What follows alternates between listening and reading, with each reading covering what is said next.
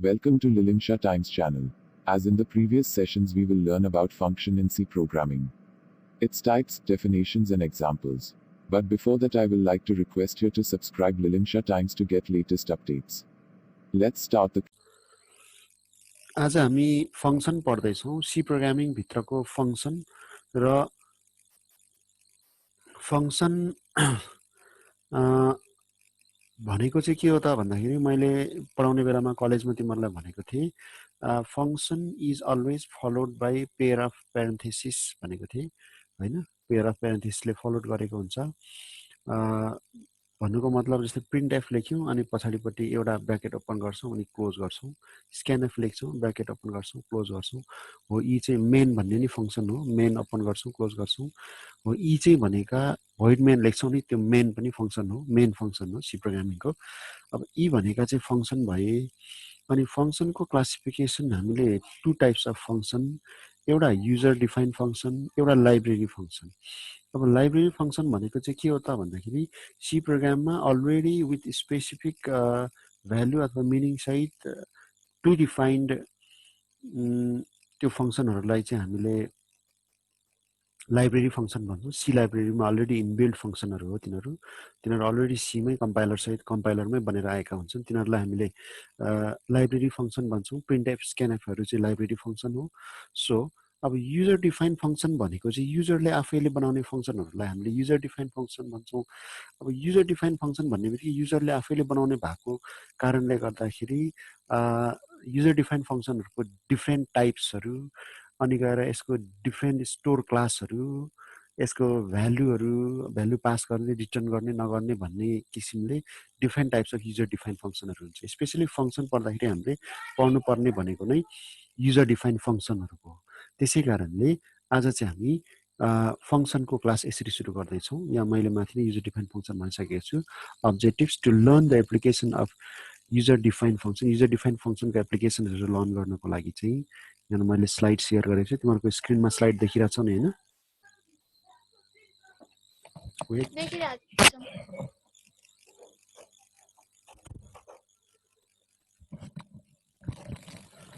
भान्जा बाबु making noise गरे त्यही भएर ओके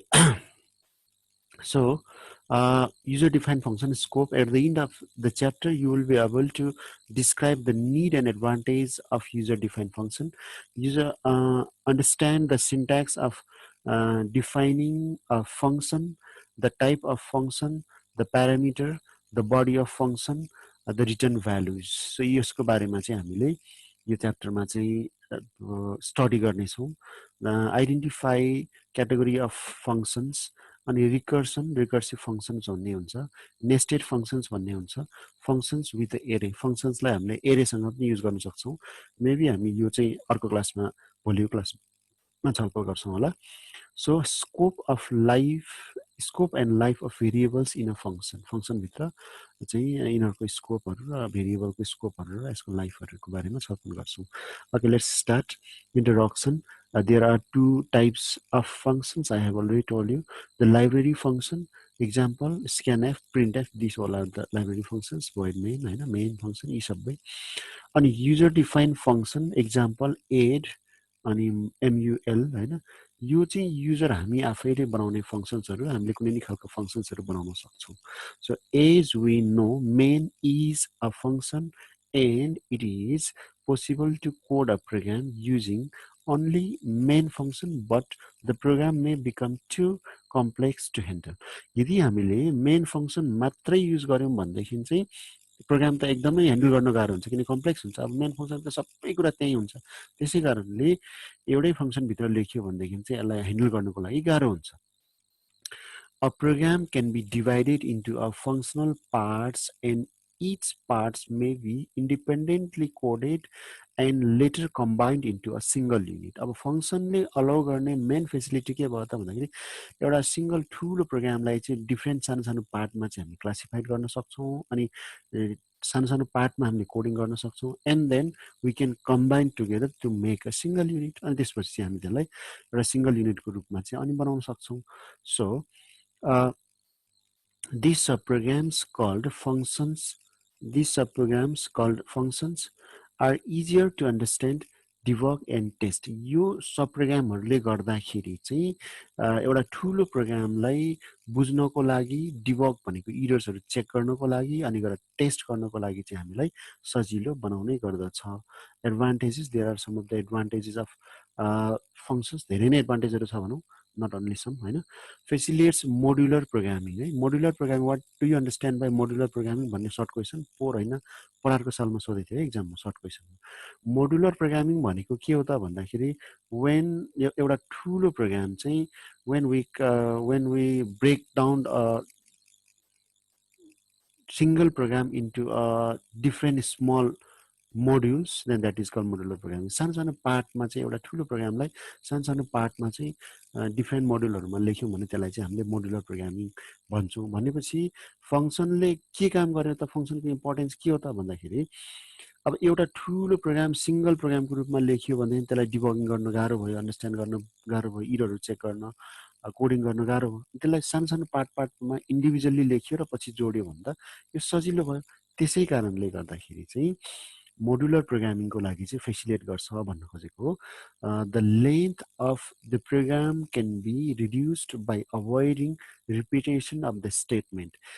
एउटै प्रोग्राममा धेरैवटा स्टेटमेन्टहरू रिपिट भइरहेको हुन्छ अनि यसलाई हामीले डिफ्रेन्ट सानो सानो पार्टमा छुट्यायौँ भनेदेखि चाहिँ यसले चाहिँ के गर्छ भन्दाखेरि यो रिपिटेसनलाई चाहिँ अभोइड गर्छ होइन त्यसले गर्दाखेरि प्रोग्रामलाई फास्ट बनाउन सकिन्छ इजी बनाउन सकिन्छ it is easy to locate and isolate the faulty of function त्यसको मिस्टेक्सहरू पनि हामीले सजिलैसँग चाहिँ आइसोलेट गर्न सक्छौँ a function may be used by many other functions त्यसलाई चाहिँ अरू डिफ्रेन्ट फङ्सन्सहरूसँग पनि हामीले युज गर्न सक्छौँ भनेको छ let's go to the next slide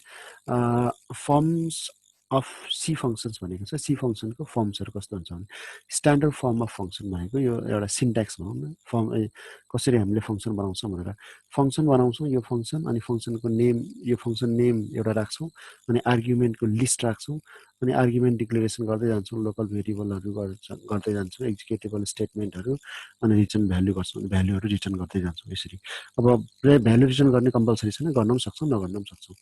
तल सेकेन्ड पोइन्टमा के भनेको छ all parts in this form are not essential यो सबै नै चाहिन्छ भन्ने छैन कम्प्लिटली एउटा फङ्सनमा यति सबै कुरा हुन्छन् हुन चाहिँ तर यो सबै चाहिन्छ भन्ने छैन आवश्यकता अनुसार युज गर्दै जान्छौँ the return statement is the mechanism for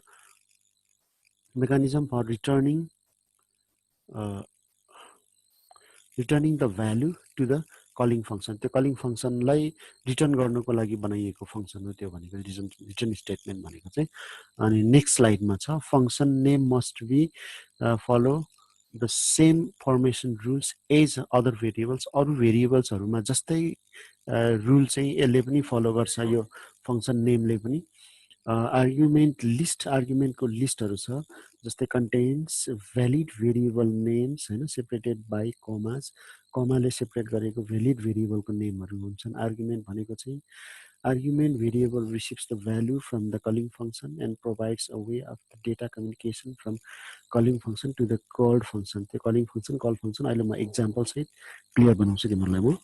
okay let's go to the next slide A function may or may not be send any values back to the calling function. हामीले फङ्सनलाई ब्याक पठाउन value return गर्न पनि सक्छौँ नगर्न पनि सक्छौँ अब तल आयो return statement can take the following form return statement हामी यसरी गर्छौँ यहाँ रिटर्न गर्छौँ अनि रिटर्न अनि एक्सप्रेसन लेखिदिन्छौँ तल गएर first one does not take any values यसले चाहिँ भ्यालु कुनै पनि लिएन रिटर्न मात्रै गऱ्यौँ भने अब the control is passed back to the call function खालि त्यसलाई पछाडि पठाउने मात्रै काम गर्यो when there is nothing to return the return statement is optional but the function should be declare as a void अब यसरी हामीले यसलाई रिटर्न गर्नु परेन भनेदेखि चाहिँ रिटर्न गर्नु परेन भनेदेखि चाहिँ यो अप्सनल हो यो गर्दा पनि हुन्छ नगर्दा पनि हुन्छ तर यसो रिटर्न नगर्ने हो भने चाहिँ हामीले त्यसलाई फङ्सनलाई चाहिँ भोइडसँग चाहिँ डिक्लेयर गर्नुपर्छ भनेको फङ्सनलाई भोइडसँग डिक्लेयर गर्नुपर्छ भन्नुको मतलब हामीले मेन फङ्सन सुरु गर्छौँ मेन फङ्सन लेख्ने बेला मैले तिमीहरूलाई कलेजमा सामान्यतया मैले तिमीहरूलाई भोइड मेन भनेर लेखेर सिकाउँथेँ भोइड मेनमा चाहिँ हामीले भ्यालु रिटर्न गरिराख्नु पर्दैन लास्टमा तर भोइड नगरेर हामीले फङ्सन अथवा इन्ट मेन गऱ्यौँ भनेदेखि चाहिँ अब इन्टिजर मात्रै लियौँ, भोइड हामीले लिएनौँ, भोइड डिक्लेयर गऱ्यौँ, भोइड डिक्लेयर गरेनौँ भनेदेखि चाहिँ केही पनि नभए पनि रिटर्न 0 गर्नुपर्ने हुन्छ। त्यो म तिमीलाई यहाँ एउटा अर्को स्क्रिन सेयर गर्छु। I'm going to share the screen from here. तिमीहरूले सब्सक्राइब गर्नुपर्ने च्यानल यही हो, थाहा भयो होला नि। हियर हामीसँग यहाँ एउटा इक्जाम्पल छ। जस्तै हुन त यहाँ हामीले स्ट्रक्चरको बारेमा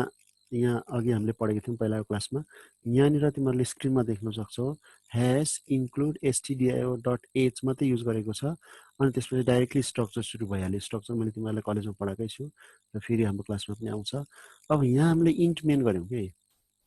यहाँ चाहिँ हामी सामान्यतः भोइड मेन गर्थ्यौँ, तर यो प्रोग्रामले चाहिँ यहाँ इन्ट मेन गरेको छ। अब त्यसैले यहाँ इन्ट मेन गरेको कारणले गर्दाखेरि यहाँ तल हामीले केही पनि नभए पनि रिटर्न 0 गरेको छौँ कि यो रिटर्न 0 गर्नै पर्ने हुन्छ। अब हामीले यहाँ इन्ट मेन नगरेर यहाँ हामीले भोइड डिक्लेयर गरिदिएको भए, यदि तिमीहरूले यहाँ भोइड मेन डिक्लेयर गरिदिएको भएदेखि हामीलाई यो रिटर्न भन्ने नै चाहिँदैन थियो।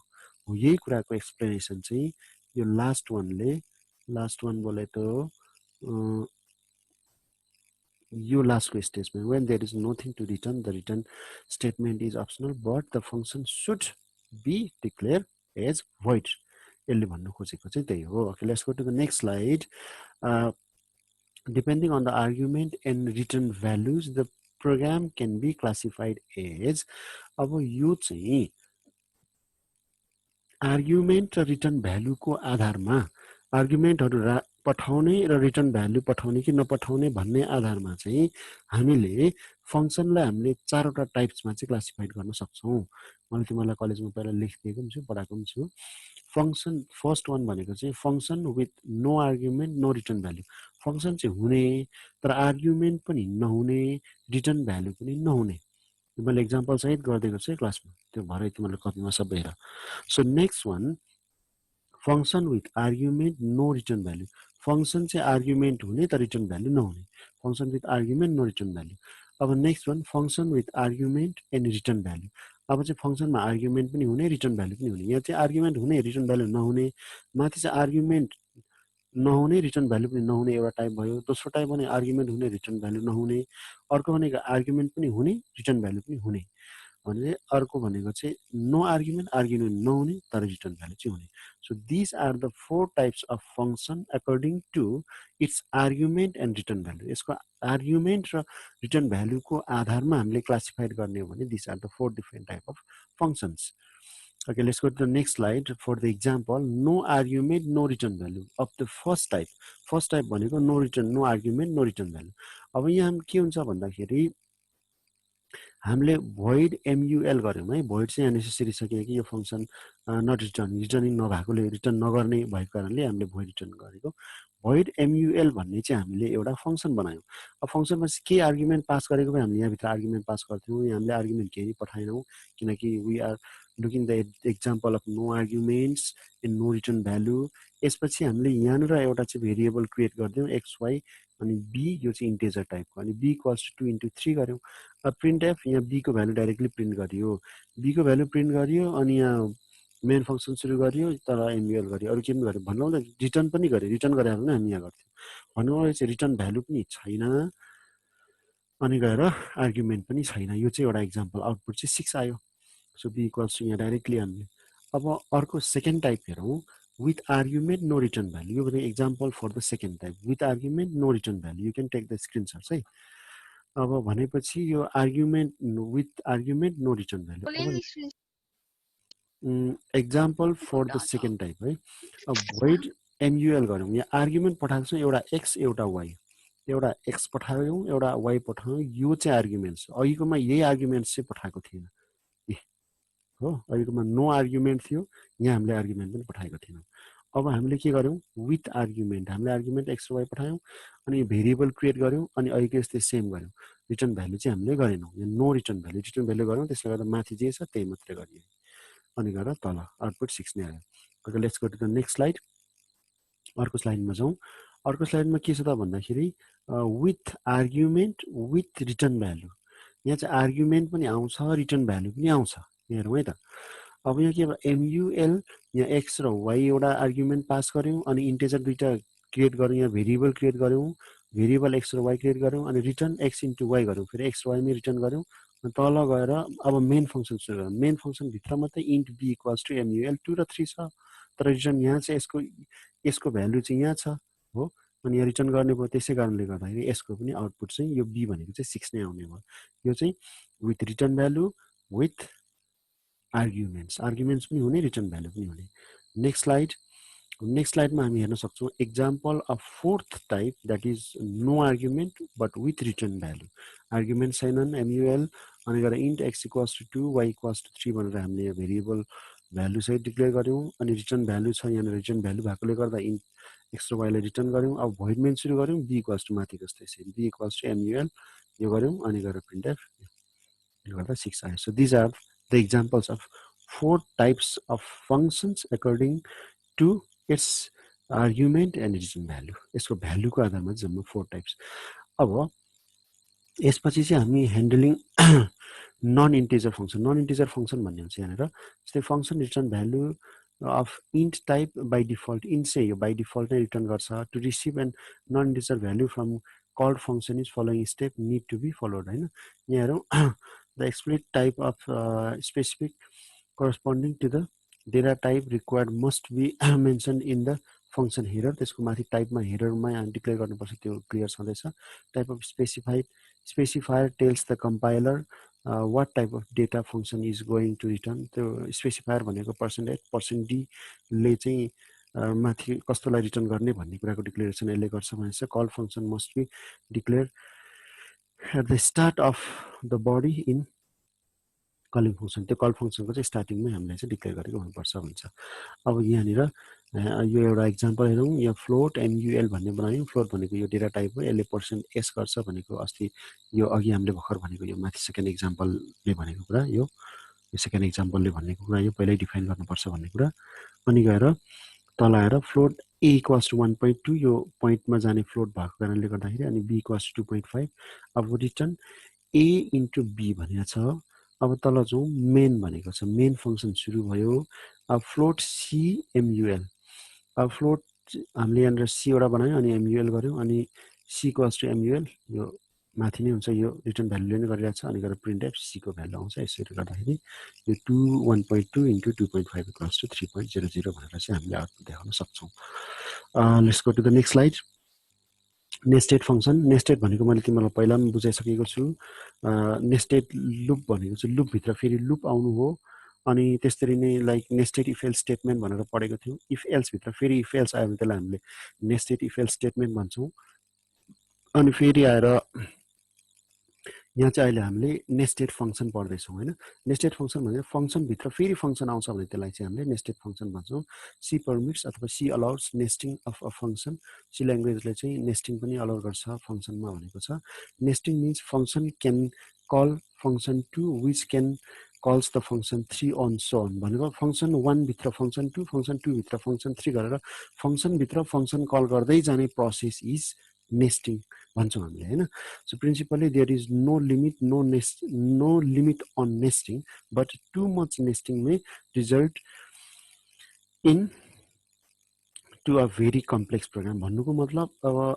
नेस्टिङ भनेको रिपिटेसन अफ सेम थिङ हैन त्यो भित्र कति स्टेपसम्म रिपिट गर्ने भन्ने कुराको स्पेसिफिक रुल त छैन जति पनि रिपिट गर्न सक्छौं तर धेरै रिपिट गर्दाखेरि चाहिँ त्यसले प्रोग्रामको कम्प्लेक्सिटीलाई बढाउन सक्छ भनेर चाहिँ यसले क्लियर गर्दैको छ okay let's go to the next slide here is the example of nesting function 1 बनायौं अनि फंक्सन 1 भित्र हामीले फेरि फंक्सन 2 बनायौं अनि फंक्सन 2 कल गर्यौं अनि फंक्सन 2 भित्र फेरि फंक्सन 3 बनायौं अनि फेरि फंक्सन 3 कल गर्यौं यसरी फंक्सन 1 भित्र फंक्सन 2 फंक्सन 2 भित्र फंक्सन 3 गर्दा रिपिट गर्दै गयौं भनेको this is the example of nesting function अब रिकर्सन फंक्सन छ अब यो अलिकति तिमीहरुले बुझ्नु पर्ने रिकर्सन फंक्सन अथवा रिकर्सिभ फंक्सन भन्छौं यो रिकर्सन भनेको चाहिँ के हो त भन्दाखेरि जब एउटा फंक्सनले त्यो आफैलाई कल गर्छ त्यसलाई चाहिँ हामीले रिकर्सन फंक्सन भन्छौं अथवा recursion function is said to be that if the function is called by itself, त्यो आफैलाई कल गर्यो भनेदेखि त्यसलाई चाहिँ हामीले रिकर्सन अफ फंक्शन भन्छौँ। यही कुरा लेखेको छ, recursion of function means a function can call itself भनेको छ। यसरी तिमीहरूले बुझ्न सक्छौ। Programmer must provide some means in the program to force the function to return to the otherwise program may result in an unending loop. इन नहुने continuously गएको nesting loop टाइपको भइदिन्छ, त्यसले गर्दा त्यसैलाई कल गरेर इन गर्न सक्छौँ भनेको छ। Next example help you in understanding recursion. अब यो रिकर्सनलाई अन्डरस्ट्यान्ड गर्न चाहिँ यो एक्जाम्पलले मद्दत गर्छ भनेको चाहिँ यहाँ फ्याक्टोरियल लेखेको छ, एफएसिटी भनेको छ, अनि एउटा एन भन्ने एउटा चाहिँ हामीले यहाँ आर्ग्युमेन्ट पास गरेको छौँ, अनि इन्ट एन अनि इन्ट एफ, त्यो एफ हामीले यहाँनिर तल एफ को युज यसरी गरेको छौँ। If n equals to 1, double equals to छ, त्यो भनेको इक्वल्स टु हो, सिङ्गल इक्वल्स टु भयो भने एसाइनमेन्ट अपरेटर बन्छ। अब यहाँ के भन्न सकियो त भन्दाखेरि यहाँ रिटर्न 1 गरेको छ, एफ इक्वल्स टु एफ, यहाँ तल एल चाहिँ माथि इफ एन इक्वल्स टु 1 भयो भने चाहिँ रिटर्न 1 गरिदिइहाल्ने, तर त्यो भएन भनेदेखि चाहिँ else f equals to n into f एसिटी फ्याक्ट अनि n -1 भन्नुको मतलब त्योभन्दा 1 घटाउने अनि फेरि त्यसलाई मल्टिपल गर्दै जाने अनि रिटर्न चाहिँ f मा पठाउँदै जाने भन्छ। यो 5 को चाहिँ फ्याक्टोरियल भनेको 5 × 4 × 3 × 2 × 1 हुँदै जान्छ नि हैन। अब त्यो कारणले गर्दाखेरि अब त्यसपछि तल मेन सुरु गर्यौं इन्ट, अब गएर पोइन्ट इन्टर द नम्बर, जति नम्बर युजरले चाहे जति नम्बरको फ्याक्टोरियल युजरले चाहेको छ त्यो फ्याक्टोरियल आउने हो। स्क्यानएफ % d अनि त्यसलाई स्टोर गर्ने i मा, अनि गएर इन्ट के भनेको चाहिँ हामीले त्यसलाई फ्याक्ट आई गर्यौं, आई को लुप युज गरेको कारणले गर्दाखेरि आईलाई माथि हामीले इफ एल्स लगाएको कारणले गर्दाखेरि अब print F factorial of % d is % d, पहिलो % d यो भनेको चाहिँ आई को भ्यालु हो, दोस्रो % d यो भनेको चाहिँ के को भ्यालु हो। यसको ओभरअल आउटपुट चाहिँ हामी यस्तो देख्न सक्छौँ। इन्टर द नम्बर, कुनै नम्बर इन्टर गर्यो भने फ्याक्टोरियल त्यो नम्बरको फ्याक्टोरियल चाहिँ यसरी हामी फाइन्ड आउट गर्न सक्छौँ। 10 को फ्याक्टोरियल चाहिँ 5040 भनेर। So this is the example of user defined function. यो चाहिँ युजर डिफाइन्ड फंक्सनको रिकर्सिभ फंक्सनको एक्जाम्पल हो, युजर डिफाइन्ड फंक्सन भित्रको रिकर्सिभ फंक्सन। अब फंक्सनलाई चाहिँ हामीले एरेसँग पनि हामीले युज गर्न सक्छौँ। फंक्सनलाई एरेसँग युज गर्नको लागि चाहिँ के गर्छौँ भन्दाखेरि it is possible to pass the values of array to the function. To pass the array to called function it is sufficient to list the name and size of array. अब चाहिँ फंक्सनलाई एरेसँग use गर्ने कुरा गर्दैछौँ हामी यहाँनिर। अनि फंक्सनलाई एरेसँग use गर्नको लागि चाहिँ हामीले के गर्नु पर्यो त भन्दाखेरि त्यहाँभित्र चाहिँ एरेको नाम र एरेको साइज चाहिँ डिक्लेयर गर्नु पर्यो। जस्तै यहाँनिर लार्जेस्ट ए र एन गऱ्यौँ भनेदेखि where A is an array of size N, A भनेको चाहिँ एरेको नाम भयो अनि साइज भनेको चाहिँ एरेको साइज भयो, कति साइजको हुन्छ। जस्तै अस्ति हामीले चाहिँ एरे बनाउँदाखेरि इन्ट ए 20 बनाउँथ्यौँ नि त, त्यो एले 20 वटा चाहिँ इलिमेन्ट्सहरू स्टोर गर्न सक्ने भनेको ए भनेको एरेको नाम भयो, अनि गएर साइज भनेको चाहिँ 20 भयो। यहाँ साइज चाहिँ एनले डिक्लेयर गरेको छौँ अथवा डिनोट गरेको छौँ। The header of the function largest may look like हैन फ्लोट लार्जेस्ट अनि एरे र साइज अनि गएर फ्लोट एरे तल गएर एरेको साइज चाहिँ इन्टिजरमा रिटर्न गर्न सक्छौँ भनेर यसरी हामीले चाहिँ एक्जाम्पल युज गरेको छौँ। अब यसरी हामीले फंक्सनलाई एरेसँग युज गर्यो भनेदेखि त एरेभित्र त साइज हुन्छ, त्यसको इलिमेन्ट्सहरू पास गर्नुपर्ने, त्यसलाई स्टोर गर्नुपर्ने हुन्छ। सो द्याट स्टोर क्लासको आधारमा चाहिँ she has following store classes. अब सीले चाहिँ फलोइङ स्टोर क्लास, सी ल्याङ्ग्वेजमा चाहिँ यति 4 खालको चाहिँ स्टोर क्लासेसहरू हुन्छ, स्टोरेज क्लासहरू। त्यो भनेको अटोमेटिक भेरिएबल कमनली हामीले युज गर्ने सबै भेरिएबलहरू अटोमेटिक भेरिएबलहरू हुन्, जुन चाहिँ एउटा प्रोग्रामभित्र स्टार्ट भएपछि त अटोमेटिकली युज हुन्छन्। अर्को एक्सटर्नल भेरिएबल्स, स्ट्याटिक भेरिएबल्स र रेजिस्टर भेरिएबल्स भनेर जम्मा 4 टाइप्स अफ स्टोर क्लासेसहरू हुन्छ। अब यो 4 टाइप अफ स्टोर क्लासेसहरू भनेको चाहिँ इन्डिभिजुअली एउटालाई मैले एक्सप्लेन गरेको छु। यहाँ तल नेक्स्ट अर्कोमा छौँ अटोमेटिक भेरिएबल चाहिँ हामी कस्तोलाई भन्छौँ भने automatic variable declares inside the function. फंक्सनभित्र हामीले भेरिएबल डिक्लेरेसन गर्छौँ अनि creates when the function is called, जब फंक्सन कल हुन्छ अनि क्रिएट हुन्छ हैन। Destroy automatically when the function is exist, function सकिने बित्तिकै तिनीहरूको कामै सकिन्छ। अब local to the function in which they are declare, त्यसलाई लोकल्ली पनि अब फंक्सनली त्यसलाई डिक्लेयर गर्न सकिन्छ। Also known as local or internal variables अथवा लोकल भेरिएबल्स अथवा इन्टरनल भेरिएबल्स भनेर पनि यसलाई हामीले बुझ्ने गर्छौँ यो अटोमेटिक भेरिएबल्सहरूलाई चाहिँ। अनि all the variables are automatic by default, अघि मैले भने जस्तै प्रोग्राम सुरु हुँदा त्यो बाई डिफल्ट युज भएको हुन्छ, तिनीहरूलाई चाहिँ हामीले केही पनि नभनिकन युज गरौँ भने पनि तिनीहरू चाहिँ के हुन्छन् भन्दाखेरि अटोमेटिक भेरिएबल्सहरू बन्ने गर्छन्। So the optional keyword auto declares automatic variables explicitly, त्यसलाई चाहिँ हामीले के गर्न सक्छौँ भन्दाखेरि केही पनि नभने पनि यो अटोमेटिक भेरिएबल्स त बन्छ नै, तर हामीले अटोमेटिक भनेर अटो भनेर डिक्लेयर गर्न पनि सक्छौँ। अटो भन्ने किवर्ड युज गरेर पनि यिनीहरूलाई हामीले युज गर्न सक्छौँ भनेको छ। अब एक्सटर्नल भेरिएबल्स, एक्सटर्नल भेरिएबल्स भनेको कस्तो हुन्छ भने this are alive and active throughout the program, त्यो प्रोग्रामभरि चाहिँ एलाइभ हुन्छन् यिनीहरू, as known as global variable. External भेरिएबल्सहरूलाई हामीले ग्लोबल भेरिएबल पनि भन्छौँ। एउटा फङ्सन सकिसकेपछि फेरि अर्को फङ्सनभित्र पनि यिनलाई हामीले युज गरिदिन सक्छौँ कि, त्यसैले हामीले यसलाई ग्लोबल भेरिएबल भनेर पनि भन्न सक्छौँ, लोकल भेरिएबल र ग्लोबल भेरिएबल, अथवा इन्टरनल र एक्सटर्नल भनेर पनि बुझ्ने गरिन्छ। इन्टरनल भेरिएबल भनेको अटोमेटिक भेरिएबल्स, अनि एक्सटर्नल भेरिएबल भनेको यो एक्सटर्नल भेरिएबल भनेको ग्लोबल भेरिएबल्सहरू। Can be accessed by any function in the program, प्रोग्रामभित्र कुनै फङ्सनले यसलाई एक्सेस गर्न सक्छ। डिक्लेयर आउटसाइड अफ फङ्सन, फङ्सनभन्दा माथि नै हामीले डिक्लेयर गरिदिन्छौँ यसलाई चाहिँ, सो द्याट त्यो फङ्सन क्लोज भइसकेपछि त्यसलाई फेरि कल गरेर युज गर्न सकिन्छ कि। Local variable have a precedence over the global variable with the same name in the function when the local variables are declare, होइन लोकल भेरिएबलहरू डिक्लेयर गरिसकेपछि त्यो एउटै नामले पनि हामीले ग्लोबल भेरिएबल्सहरू डिक्लेयर गर्न सक्छौँ भन्नु खोजेको छ यसले। So let's go for external भेरिएबलको example, take the following example. So यहाँनिर मेन फङ्सन एउटा बनायौँ, अब EXTERN भन्ने किवर्ड युज गऱ्यौँ, इन्ट वाइ। अब यहाँ वाइ भन्ने चाहिँ इन्टेजर टाइपको एक्सटर्नल भेरिएबल हो भन्नु खोज्यो यहाँ चाहिँ, यहाँनिर यो वाइ भेरिएबल हो, यो इन्टेजर टाइपको एक्सटर्नल भेरिएबल, अनि तल इन्ट फेरि वाइ पनि क्रिएट गरेको छौँ यहाँनिर। All the variable y has been defined after the both function, the external declaration of y inside the function informs the compiler that y is an integral type defined somewhere else in the program, त्यसलाई चाहिँ हामीले कुनै ठाउँमा declare गरिदिन सक्छौँ भनेर यसरी चाहिँ यसलाई एक्सटर्नल डिक्लेरेसन, यो मैले क्लासमा सबै सिकाएको छु है तिमीहरूलाई, आज रिपिट गरेर हेर। सो स्ट्याटिक भेरिएबल, अब स्ट्याटिक भेरिएबल किवर्ड स्ट्याटिक भनेरै हामीले यसलाई युज गर्ने गर्छौँ। यसको चाहिँ प्रिडिफाइन्ड ठ्याक्कै भ्यालुहरू नै हुन्छ, स्ट्याटिक भ्यालुहरू नै लिन्छ यसले। यहाँनिर हेर्न सक्छौँ the first point, the value persist until end of the program, the declaration static int a, यो a हो, यो इन्टेजर टाइप हो, अनि यो चाहिँ स्ट्याटिक टाइपको हो भन्नु खोजेको। Scope is limited to the function in which they are defined, तिनीहरूलाई सुरुमा नै तिनीहरूको एउटा भ्यालु डिफाइन गरिदिएको हुन्छ, त्यसमा मात्रै सीमित हुन्छ भन्नु खोजेको हो। अनि can be either internal or external, static variable भनेर हामीले इन्टरनल भेरिएबललाई पनि स्ट्याटिक डिफाइन गर्न सक्छौँ, एक्सटर्नल भेरिएबललाई पनि हामी स्ट्याटिक डिफाइन गर्न सक्छौँ, बोथ वी क्यान। अब तल गएर initialise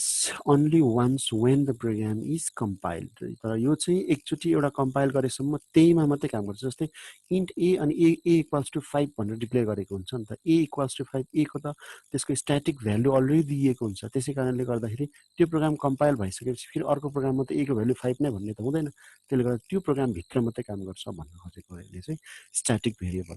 okay, now last we have that is sorry example छ स्ट्याटिक भेरिएबलको STAT, अनि यहाँनिर फङ्सन ओपन गरौँ STAT इन्ट एक्स, यहाँ चाहिँ हामीले एक्सटर्नल भेरिएबलको रूपमा चाहिँ हामीले एक्सटर्नल भेरिएबलको रूपमा स्ट्याटिक इन्ट एक्सलाई, X is the variable and that is in the place external ठाउँमा छ, अनि हामीले यसको टाइप चाहिँ यो चाहिँ इन्टेजर टाइपको हो, अनि एक्स प्लस पास गऱ्यौँ, अनि print F value of x यो गऱ्यौँ, अनि गएर मेन गऱ्यौँ, तल गएर भ्यालु अफ आउटपुट दियौँ। यसरी हामीले चाहिँ स्ट्याटिक भेरिएबल डिक्लेयर गर्न सक्छौँ। अब हामी जाउँ तल, आउटपुट यसरी हेर्न सकियो, त्यसलाई अटो भ्यालु गऱ्यो भने 2 आउने भयो। तल जाउँ, अब रेजिस्टर भेरिएबल चाहिँ लास्ट हो। Register variable will be kept in one of the register of the main machine भनौँ न। रेजिस्टर भेरिएबल भनेको चाहिँ त्यसको लागि एउटा रिजर्भ मेमोरी एलोकेसन एरियामा बस्छ, list faster execution of the program, त्यो चाहिँ एउटा फिक्स्ड एउटा भ्यालुमा बस्ने भएकोले गर्दाखेरि एक्जिक्युसन फास्ट गर्छ यसले। डिक्लेरेसन चाहिँ REGISTER भन्ने किवर्ड नै युज गर्छौँ यहाँनिर, रेजिस्टर भन्ने किवर्ड नै युज गर्छौँ, अनि इन्टेजर भनेको टाइप भयो, अनि काउन्ट भनेको चाहिँ भेरिएबल हो। अघि एक्स भनेको जस्तो अहिले हामीले काउन्ट भन्यौँ, अघि इन्ट भनेको जस्तो अहिले इन्ट नै हो, अघि चाहिँ स्ट्याटिक थियो, अहिले चाहिँ रेजिस्टर छ। Only few variables can be placed in the register अनि त्यो चाहिँ खालि फ्यु भेरिएबल भन्नुको कारण चाहिँ यसको memory allocation predefined memory allocation लिने हो नि त यसले त पहिल्यै फिक्स गरिएको एउटा स्पेस लिने हो क्या त्यसले गर्दाखेरि फ्यु भेरिएबल्सहरू मात्रै लिन सक्छौँ भनेको छ C will automatically converts register variables into a non register variable once the limit is reach अब यसको एउटा लिमिटेसन रिच भइसके पछाडि चाहिँ त्यही रेजिस्टर भेरिएबललाई नै नर्मल भेरिएबलको रूपमा नै ट्रिट गर्छ सीले भन्न खोजेको हो रेजिस्टर इन्ट काउन्ट भने पनि त्यसको लिमिटेसन सकिसके पछाडि चाहिँ यसलाई यो काउन्टलाई नन रेजिस्टर भेरिएबलको रूपमा चाहिँ ट्रिट गर्छ सी प्रोग्रामले भन्न खोजेको हो so these are the 4 storage class allowed in C प्रोग्राममा भएको 4वटा स्टोरेज क्लासहरू यिनीहरू हुन् अब यसो भन्दै आज चाहिँ हामीले फङ्सन भन्ने क्लास सिध्याउन लागेको छ म फर्स्ट क्लास यसको चाहिँ समरी पनि तिमीहरूलाई बताइहाल्छु so C allows a user define function दुईवटा टाइपको भइहाल्यो एउटा library function user define function युजरले बनाएको हो त्यसले गर्दा यसको डिफ्रेन्ट टाइप्सहरू छ a function may or may not send back any values to the calling function होइन return is used to return the value of control back. There are many forms of use defined functions. C permits nesting, recursion of functions. C allows passing the value of arrays to the function. C supports storage variables होइन storage variables अघि हामीले हेरिहाल्यौँ यसो गर्दा चाहिँ हामीले C प्रोग्रामिङभित्रको function भन्ने च्याप्टरलाई आज हामीले एक दिनमै हेरेर सिद्धाएका छौँ इक्जाम्पल्सहरू र यसको डिटेल चाहिँ तिमीहरूले क्लास कहिले कलेजमा पढाएको क्लासेसहरूको त्यो उमा हेर्ने अनि तिमीहरूसँग केही क्वेसन्सहरू छ भनेदेखि तिमीहरूले ग्रुपमा मेसेज गर्दा हुन्छ अथवा भोलिको सेसनमा हामीले डिस्कस गर्न सक्छौँ ओके सो आजलाई हामी यति गर्छौँ एभ्रिबडी अब चाहिँ तिमीहरूले गर्दा हुन्छ अनम्युट गर्दा हुन्छ